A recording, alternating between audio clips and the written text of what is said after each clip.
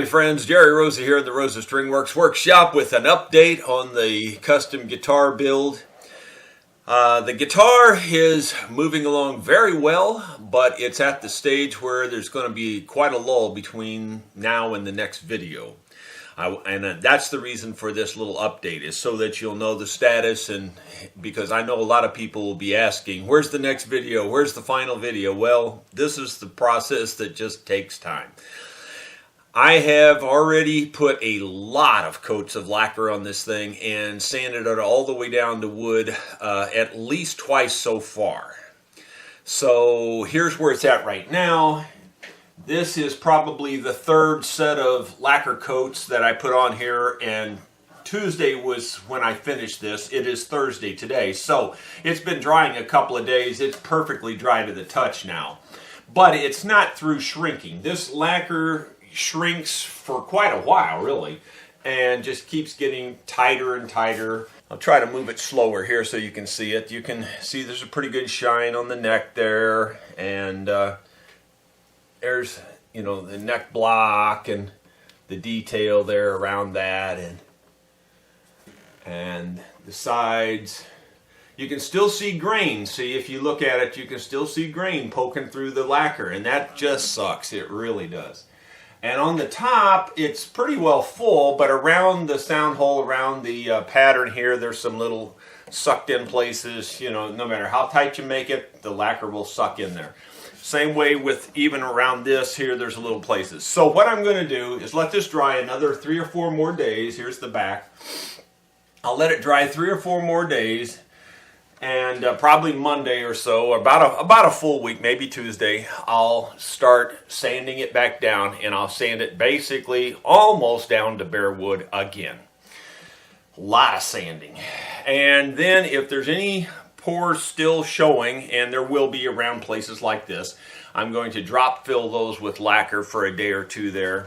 It's just going to take time, and let those try to heal up those little spots, sand them out, and make sure that I've got at least 99% of the pores and everything filled. Then hopefully we'll put on the last coats and give it a couple of weeks to dry. So we're probably talking a month between now and the next final video, when this thing will be ready to ship out. And of course we'll play it for you, and you know, many of you have asked to make sure that we have a good sound system on it for that, and we will try to do that too.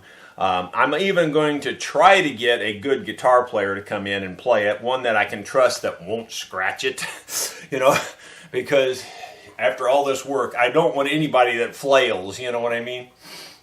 So, because we want to give the customer a perfectly good looking instrument when we send it out. And I'm really happy with it. I just absolutely know it's going to be a boomer. I just know by the tapping on it. Right now it's full of newspaper. Tapping on it won't really do much, but even that you can tell there's just a lot of resonance there.